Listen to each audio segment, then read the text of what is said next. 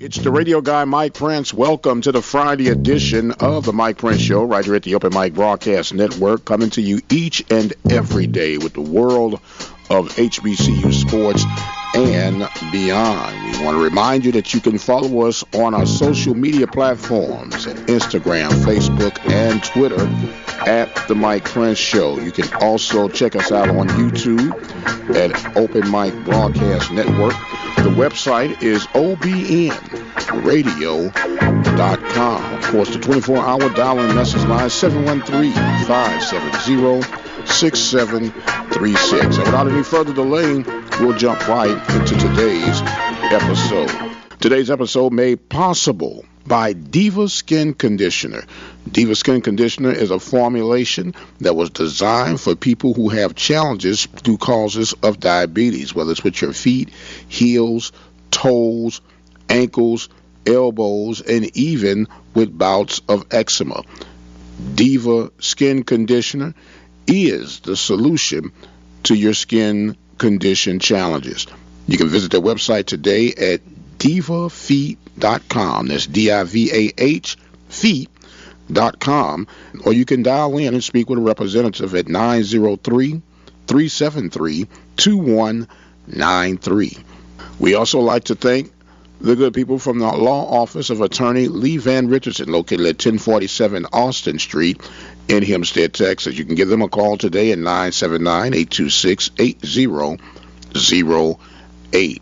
And without any further delay, we'll jump right into today's episode. It's Football Friday, which means that we'll be making our projection for Week 8, I believe it is, with the Panthers hosting the Jackson State Tigers on a special Thursday night edition of college football. In fact, this is one of the featured games in regards to the ESPN announcement that was just released on yesterday from the conference office in regards to the scheduled games for the 2019 season. We'll talk about that in just a little bit, but we'll get right into this projection. Right now, we have the Panthers with a little revenge on their hearts coming into this game.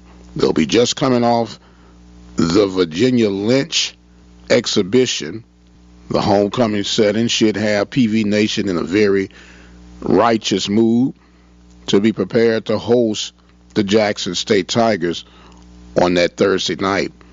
The short and sweet of it is we're projecting that the Panthers would improve their record to 5-3 with the home victory over Jackson State. Our projected score will have the Panthers 28, Jackson State 25. You heard it right here. Panthers improved to 5-3 in the 2019 season after their victory over Jackson State. And the next opponent on the task would be Arkansas Pine Bluff. Check us out next Friday, and we'll break that one down as well. So now to our featured story for this Friday. As we made mention, ESPN released their football schedule for the 2019 campaign. 13 featured games. For those games, I'm proud to announce that my beloved Prairie View A&M University Panthers will be showcased. And we're truly, truly excited about that. I want you to truly study the schedule that has been presented in the likes of the ESPN executive team in regards to the coverage for the Southwestern Athletic Conference. When you look at it on the surface, it sounds extremely grand that we'll have 13 games featured on the ESPN platform. And notice I used the terminology platform. On one of the shows we did this week, I forget which day it was, we somewhat broke down the platforms that ESPN provides. And for those who may not have listened to that show, we'll give you a quick rundown. You have ESPNU, ESPN1, ESPN2, ESPN News, ESPN Deportes. You have ESPN3, ESPN Plus. And I think that's all the platforms that I can remember at this stage. I'm pretty sure if I miss one, the studied audience that listens to this show will be able to help me get back on course. You know how to get in contact with me. But back to the point at hand. ESPN 1, 2, U, News, and Deportes, depending on your location, can be viewed live. In fact, at some point or another, the ESPN News is used as an overflow option when there's a plethora of games that the network has scheduled and are trying to expand their coverage, if you would, to the would-be audience. And there were a couple things that I noticed on this schedule. You know, once again, when you look at it and you see that, man, ESPN, 13 games, what a deal. Right off the bat,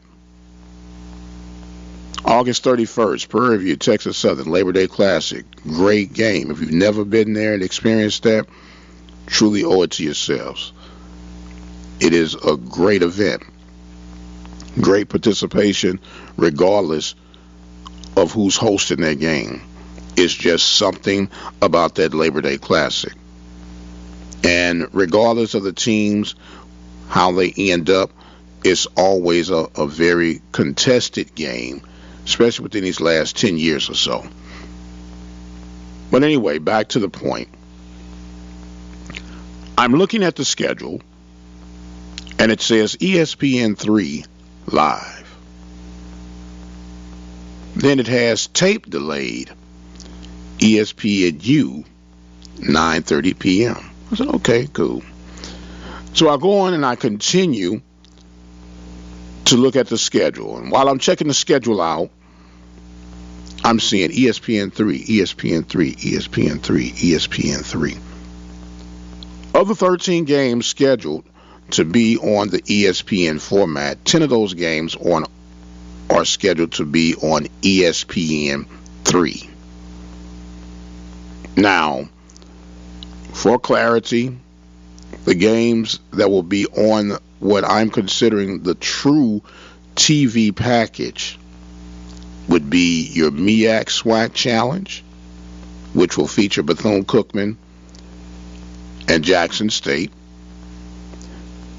The Jackson State Prairie View game on that special Thursday night, and the SWAC championship game scheduled for December 7th at the whole school. And when you really break this deal down, technically, when you break this thing down, there are only going to be 2 ESPN-produced games in this package. And that's the special Thursday night edition between Jackson State and Prairie View, and then the SWAC championship game held on the host campus. That's it. The MEAC-SWAC Challenge and the Celebration Bowl technically is a joint venture with the MEAC and the SWAC. The other 10 games that are listed are ESPN3 games. Now, here is the caveat for those ESPN3 games. And once again, if I'm off, please, someone pull my coattail and bring me in. Challenge number 1, ESPN3 games are produced by the home institution. Whichever school is home. If Prairie View's home, they have to produce it. If Jackson State's home, they have to produce it, so on and so forth. And the ESPN3 platform is internet only, which simply means it's an internet stream. And here is my question. We are excited, and to a degree deservedly so. But what is the difference between the SWAC digital network and the ESPN-3? What's the difference between SWAC digital network, ESPN-3, or YouTube? What's the difference between ESPN-3, SWAC digital network, YouTube, or the current setup for majority of the universities with their own sports network streaming? I'm simply asking a question. Now, when I get the opportunity, I'm going to ask our commissioner, Dr. Charles McClellan, who has been doing a fantastic job. But he has made the quote of saying, we understand our worth, we know our worth, and if you're not going to recognize us for our worth, we're going to take our balls and we're going to go home. I'm just asking, is it asking too much to push this deal back toward the ESPN executives and say, can you increase the exposure level? I appreciate the fact that we are working together, and I appreciate the fact that you're putting us on ESPN-3. But if you're going to put us on ESPN-3, why not do the production on the SWAC digital network? All ESPN-3 is doing is taking the production from the said institution and they're putting their ESPN label on top of it. That's all it is. It's like if you are in the resale business, you go and purchase an item, pull their label off of it, and then stick your label on it to resell it. That's all it is. And I know some of you listening are going to say Prince is tripping. And you may think I am. And I might be tripping. But I know that I'm making sense, at least to one of you, two of you who are listening right now.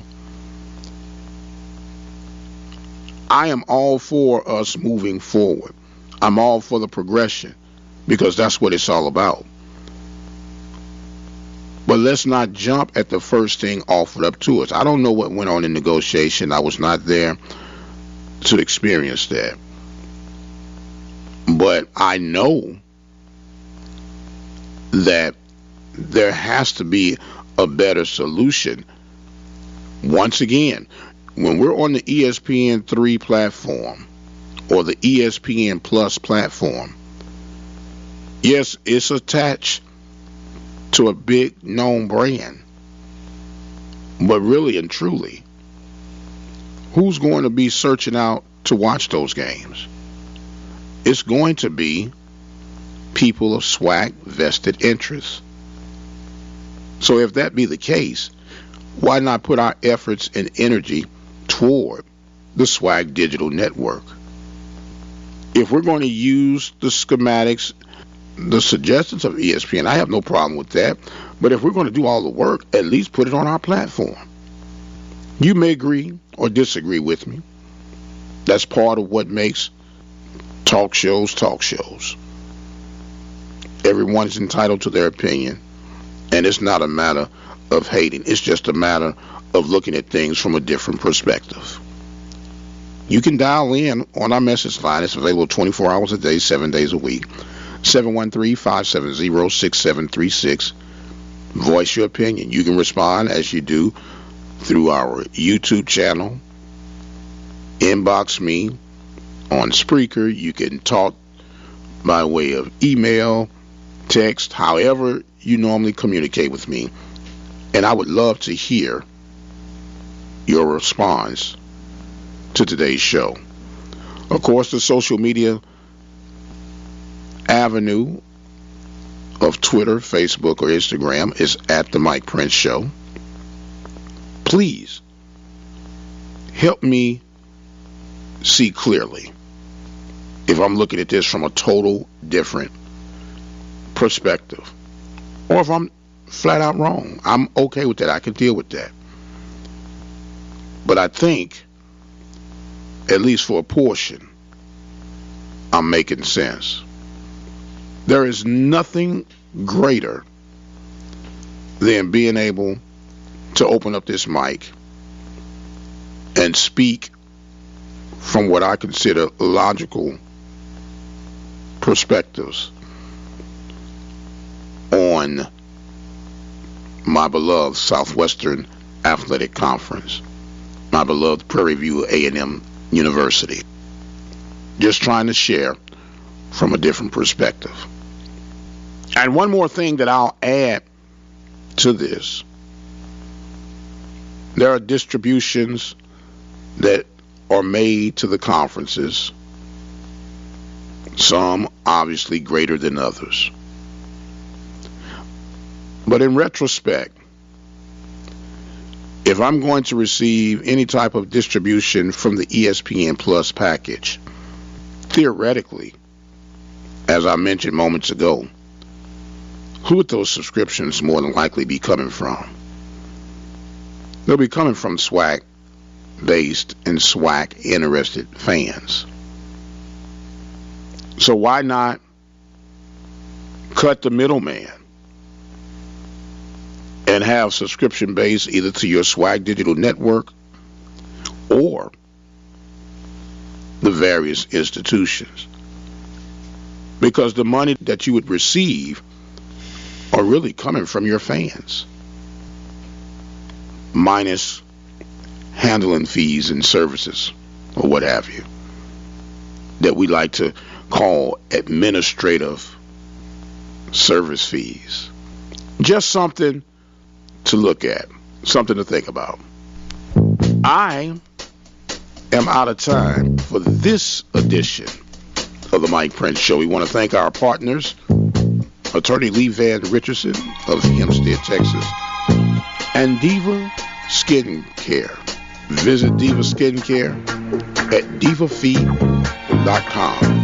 That's DIVAH feet.com. I've got to go. My time has expired for today. Don't forget, you can call in on the 24-hour dial-in message center at 713-570-6736. Have a wonderful, safe weekend. Until the next time, you guys be blessed, and we'll see you on the other side.